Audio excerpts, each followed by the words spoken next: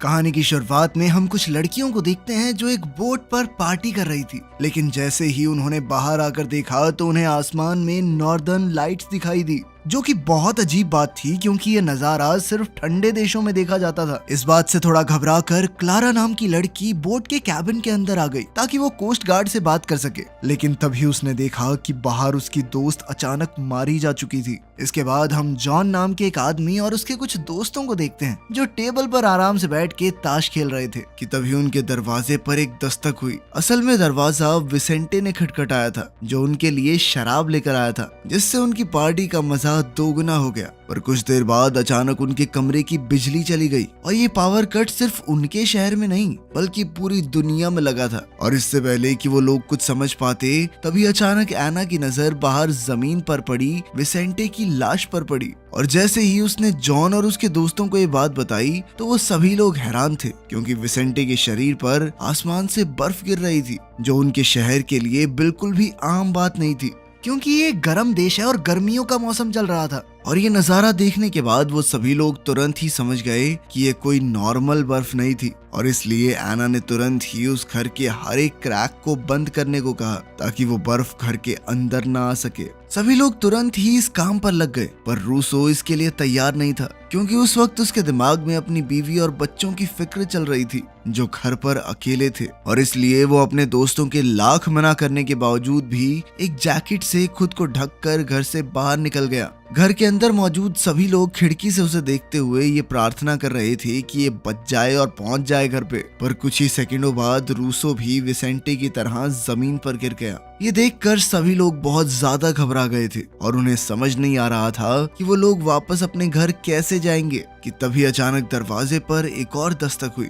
और जब उन्होंने दरवाजा खोला तो वहाँ कोई डिलीवरी गर्ल खड़ी थी और अपनी बाइक खराब हो जाने की वजह से वो वहाँ फंस गई थी। पर खुशकिस्मती से उसने खुद को एक वाटरप्रूफ शीट से ढका हुआ था, जिस वजह से उसकी जान बच पाई थी। ये बात पता लगते ही सभी लोग बाहर निकलने का रास्ता ढूंढने में लग गए, जिसके लिए सबसे पहले वो गैराज में पहुंचे। पर बदकिस्मती से वहां मौजूद सभी गाड़ियां खराब पड़ी थी, जिसके बाद उन सभी ने मिलकर जॉन के लिए एक वाटरप्रूफ सूट तैयार किया और साथ ही उसे एक गैस मास्क भी दिया। इसके बाद भी जब जॉन घर से बाहर निकल रहा था तो सब लोग बहुत ज्यादा घबराए हुए थे, पर खुशकिस्मती से जॉन सही सलामत बाहर चल पा रहा था। जिसके बाद वो अपने दोस्तों को जल्द से जल्द वापस आने का इशारा करके उस इमारत के लिए निकल गया जहां उसकी एक्स वाइफ और बेटी मौजूद थी। इस जहरीली बर्फ ने जॉन के साथ साथ पूरे शहर को अपनी गिरफ्त में ले लिया था। और रास्ते से गुजरते वक्त जॉन की नजर हजारों लाशों पर पड़ी और तभी अचानक उसे किसी के सीटी मारने की आवाज सुनाई दी।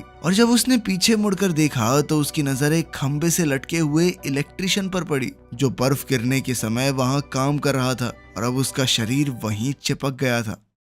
सुबह हो चुकी थी पर बाहर अभी भी लगातार बर्फ पड़ रही थी। सुबह नींद खुलने के बाद एना ने देखा कि उसका पति पूरी रात नहीं सोया था और इसलिए उसने अपने पति के लिए चाय बनाने का फैसला किया, जिस दौरान घर में पानी को लेकर बहस छिड़ गई क्योंकि सभी लोगों को डर लग रहा था कि हो सकता है कि पानी के अंदर भी वो जहर मौजूद हो, और साथ ही उनके पास गिनती की ही पानी की बोतल बची थी। अब पानी लाने के लिए उन्हें दुकान पर जाना होगा और इसके लिए उन्हें जॉन का इंतजार करना था। इधर जॉन लगातार आगे बढ़ता जा रहा था, पर तभी उसकी नजर सामने से आ रहे एक और आदमी पर पड़ी। पर जॉन किसी भी तरह का खतरा नहीं उठाना चाहता था और इसीलिए उसने अपना रास्ता बदल दिया। इधर जॉन के साथियों को डर था कि कहीं लुटेरे उन्हें आकर लूट ना लें। कुछ देर बाद जॉन को चलते चलते एक ट्रेन मिली जिसके चारों तरफ हजारों लाशें पड़ी हुई थी। पर तभी उसकी नजर ट्रेन के एक डब्बे पर पड़ी जहां कुछ लोग अभी भी जिंदा थे, लेकिन उस वक्त जॉन उनके लिए कुछ भी नहीं कर सकता था और इसीलिए उसने उन्हें तुरंत एक बोतल पानी दे दिया और कहा कि मैं जल्द ही वापस मदद लेकर आऊंगा। उधर घर की गैस भी खत्म हो चुकी थी और इसीलिए सभी लोग काफी ज्यादा घबराए हुए थे। पर इसी बीच अल्फ्रेडो ने थोड़ा जुगाड़ करके अपने लिए एक मास्क तैयार कर लिया जिसके जरिए वो पुलिस स्टेशन तक पहुंच सकता था जहां से उसे और मास्क मिल सकते हैं। उधर जॉन आखिरकार अपनी एक्स वाइफ की इमारत तक पहुंच गया जहां सीढ़ियों पर कई सारी लाशें पड़ी हुई थी और जो लोग किसी तरह बच भी गए थे वो सभी भगवान से प्रार्थना करने में लगे हुए थे कि इस बर्फबारी को रोक दो। उनमें से किसी ने भी जॉन पर ध्यान तक नहीं दिया। पर जैसे ही जॉन की मुलाकात अपनी एक्स वाइफ एलेना से से हुई तो उसने जॉन को बताया कि उनकी बेटी क्लारा उसके साथ नहीं थी और अब उन्हें एक साथ मिलकर उसे ढूंढना होगा। अभी वो लोग एक कमरे में बात कर ही रहे थे कि दूसरी तरफ एलेना के पड़ोसियों को ये जानने में दिलचस्पी थी कि जॉन आखिरकार सही सलामत यहाँ तक पहुंचा कैसे, और उन लोगों ने ये बात अपने लीडर चार्ली को बता दी। इधर जॉन ने क्लारा के स्कूल जाकर उसके दोस्तों का एड्रेस निकालने का फैसला किया,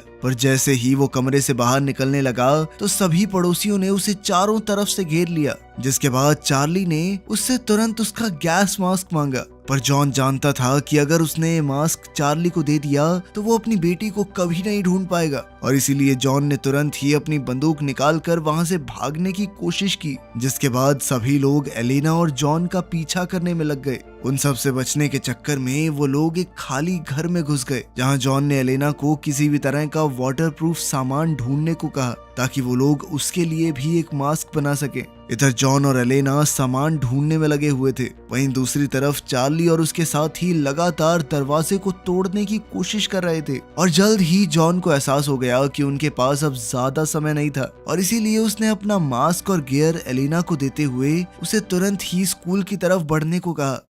अब एलेना के कमरे से बाहर निकलते ही चार्ली और उसके साथियों ने भी दरवाजा तोड़ दिया, पर जॉन इतनी जल्दी हार मानने वाला नहीं था और उसने एक प्लास्टिक बैग को अपने चेहरे पर लपेटकर खिड़की से छलांग मार दी। पर उसके बैग में कुछ खास ऑक्सीजन नहीं थी और इसीलिए कुछ ही सेकंडों बाद वो बेहोश हो गया। लेकिन कुछ देर बाद जैसे ही उसकी आंख खुली तो वो एलेना और अपने दोस्तों के साथ एक गाड़ी में था। उसके दोस्त किसी तरह से एक गाड़ी और कुछ ऑक्सीजन मास्क का जुगाड़ करने में कामयाब हो गए थे, पर उस वक्त उनमें से किसी की भी नजर आसमान से गिर रहे मीटियोर्स पर नहीं पड़ी। इसके बाद वो लोग जॉन और एलेना को लेकर वापस घर आ गए ताकि वो आगे की प्लानिंग कर सके। लेकिन जॉन गाड़ी लेकर अपनी बेटी को ढूंढना चाहता था, जिसके लिए अल्फ्रेडो ने साफ इनकार कर दिया, क्योंकि उसके मुताबिक उन्हें पहले अपने आप को बचाने के बारे में सोचना चाहिए। पर तभी उनकी नजर एक आदमी पर पड़ी जो टायर के निशान के जरिए तेजी से उनकी तरफ बढ़ रहा था, और ये देखते ही वो लोग तुरंत ही उससे सवाल करने के लिए नीचे पहुंच गए।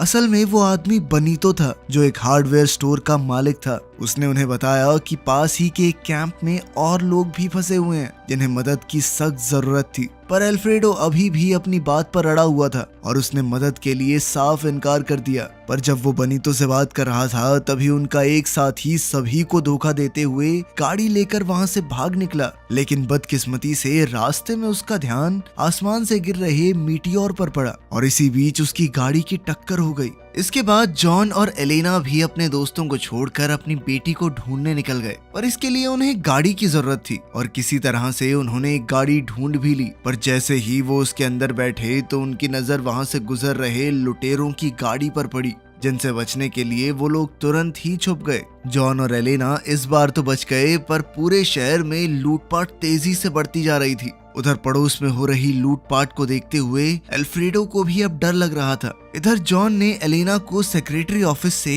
क्लारा की उस दोस्त का एड्रेस निकालने को कहा जिसके घर वो गई थी, और वो खुद एक गाड़ी ढूंढने में लग गया। उधर घर में वो डिलीवरी गर्ल काफी ज्यादा हताश हो गई थी और इसीलिए उसका ध्यान भटकाने के लिए अल्फ्रेडो ने उसे बाहर नजर रखने की जिम्मेदारी दे दी और वो खुद सुपरमार्केट से और सामान इकट्ठा करने के लिए निकल गया। इधर जॉन को आखिरकार एक गाड़ी मिल गई थी और वो उसे लेकर तुरंत स्कूल के लिए निकल गया। इसी दौरान स्कूल में एलेना को एक अजीब सी आवाज सुनाई दी और जब वो उसका पीछा करते हुए स्कूल के रेस्टरूम में पहुंची तो उसकी नजर वहां बंद एक लड़के पर पड़ी जिसे कुछ बदमाश बच्चों ने वहां बंद कर दिया था, और उनकी इसी बदमाशी की वजह से आज वो लड़का जिंदा था। और जब जॉन ने उसे बाहर चल रही परेशानी के बारे में बताया तो पहले तो पाब्लो को उसकी बात पर विश्वास ही नहीं हुआ, पर जब उसने बाहर आकर अपने दोस्तों की लाशें देखी तब उसे मजबूरन जॉन की बात पर भरोसा करना पड़ा।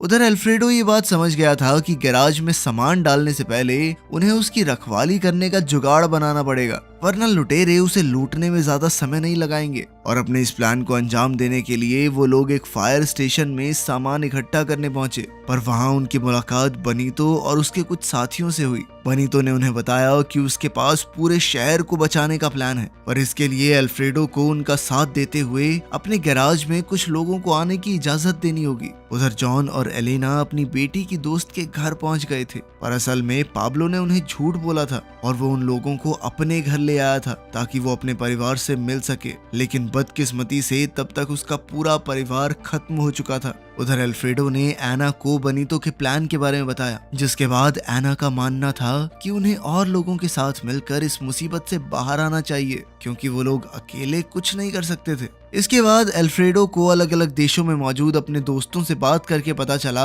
कि ये जहरीली बर्फ सिर्फ उनके शहर में नहीं बल्कि पूरी दुनिया में गिर रही थी और सभी जगह इसी तरह बुरा हाल था। इधर एलेना ने पाब्लो को भी अपने साथ ही ले जाने का फैसला किया, पर तब तक पाब्लो को काफी तेज बुखार चढ़ गया था और इसीलिए जॉन उसे दवाई दिलाने के लिए एक केमिस्ट शॉप पर ले गया। पर तभी एलेना की नजर एक औरत पर पड़ी जो काफी दर्द में थी और उसने जॉन के लाख बार मना करने के बावजूद उसे भी दुकान के अंदर आने दिया, जो एक बहुत बड़ी गलती थी, क्योंकि उसके अंदर आने के कुछ सेकंड बाद ही कुछ लुटेरे भी दुकान के अंदर घुस गए और उन्होंने जॉन से गाड़ी की चाबी छीनकर उसे और एलेना को एक कमरे में बंद कर दिया। कुछ देर बाद जब लुटेरे चले गए तो जॉन ने पाब्लो को दरवाजा खोलने को कहा। उधर अल्फ्रेडो ने बड़ी मुश्किलों से छत पर चढ़कर एंटीना को सेट किया, पर जब उसने नीचे आकर मैप पर कंपास का इस्तेमाल करने की कोशिश की तब जाकर उसे समझ आया कि उनमें से कोई भी कंपास काम नहीं कर रहा था। उधर जॉन, एलेना और पाब्लो अभी भी क्लारा को ढूंढ रहे थे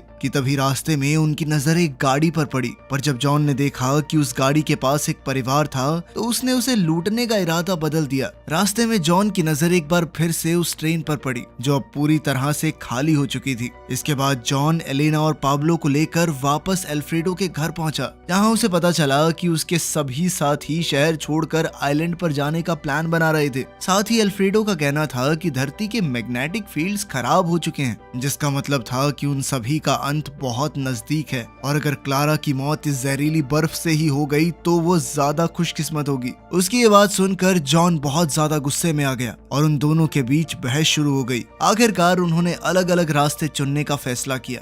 उधर एक नौजवान जोड़ा आराम से कुछ हसीन पल बिता रहा था कि तभी उस लड़के ने अपनी गाड़ी में तेल भरने का फैसला किया, पर इसी दौरान उसकी नजर एक ऐसी चीज पर पड़ी जिसे देखकर वो दंग रह गया और अगले ही पल उस अनजान चीज ने उन दोनों को खत्म कर दिया। इधर जॉन के सभी साथी उसे छोड़कर जाने के लिए तैयार थे कि तभी एलेना को याद आया कि उनके कूड़ेदान में एक पुरानी फोन डायरी पड़ी हुई थी, जिसके जरिए वो क्लारा के दोस्त का एड्रेस निकाल सकते थे। इसी दौरान अल्फ्रेडो मार्केट से कुछ सामान लेने के लिए गया हुआ था और तब उस डिलीवरी वाली लड़की ने बताया कि जॉन एक बार फिर से अपनी बेटी को ढूंढने निकल गया है। तो उसने भी अपने दोस्त का साथ देने का फैसला किया, क्योंकि वो और जॉन पिछले 40 साल से दोस्त थे और अल्फ्रेडो इस वक्त उसे अकेला नहीं छोड़ना चाहता था। रास्ते में अल्फ्रेडो ने जॉन को बताया कि वो आइलैंड पर इसलिए जाना चाहता है क्योंकि सिर्फ वो एक जगह बची है जहां वो लोग शायद जिंदा बच सकते हैं, क्योंकि उसके मुताबिक पूरी धरती तबाह होने वाली है। लेकिन तभी उसकी नजर एक बोर्ड के नीचे पड़ी सैकड़ों गाड़ियों पर गई और जैसे ही वो लोग उसके करीब जाने के लिए नीचे उतरे तभी फौज भी वहां पहुंच गई और उन्होंने उन दोनों को तुरंत ही वहां से निकलने का आदेश दिया। और वो दोनों इतनी जल्दी हार मानने वाले नहीं थे और उन्होंने फौज की गाड़ियों का पीछा करने का फैसला किया। लेकिन कुछ देर फौज का पीछा करने के बाद उन्होंने देखा कि फौजी अचानक किसी चीज पर गोलियां चला रहे हैं, जिससे बचने के लिए अल्फ्रेडो ने तेजी से गाड़ी को रिवर्स करने की कोशिश की। इस सब के चलते उनकी गाड़ी तक पलट गई। अगले ही सेकंड अजीब से दिखने वाले बड़े बड़े कीड़ों ने फौजियों पर हमला बोल दिया, जिसके बाद अब वो तेजी से जॉन और अल्फ्रेडो की तरफ बढ़ रहे थे। पर किसी तरह वो दोनों बचकर एक सुरक्षित जगह पर पहुंच गए, जिसके बाद अब वो दोनों ये सोचने में लगे हुए थे कि अब वापस कैसे जाया जाए। और तभी उनकी नजर पास में ही मौजूद एक बंदूक पर पड़ी। पर जैसे ही वो लोग उस बंदूक के सहारे आगे बढ़ने लगे तभी उन्होंने एक कीड़े को देखा जो एक इंसान को अपने जाल में लपेटकर घसीट रहा था। और ये देखने के बाद वो दोनों ये बात अच्छे से समझ गए कि उनकी ये बंदूक कुछ खास काम नहीं आने वाली। पर इसके बावजूद भी जॉन ने उस कीड़े पर गोलियां चलाई, जिसके बाद अचानक सैकड़ों कीड़े वहां पर आने लग गए। और जब जॉन और अल्फ्रेडो उनसे बचने के लिए भाग रहे थे तभी उनकी मुलाकात दो अनजान आदमियों से हुई, जो उन दोनों को उन कीड़ों से बचाते हुए एक चर्च में ले गए। पर जल्द ही वो कीड़े उनका पीछा करते हुए वहां भी पहुंच गए।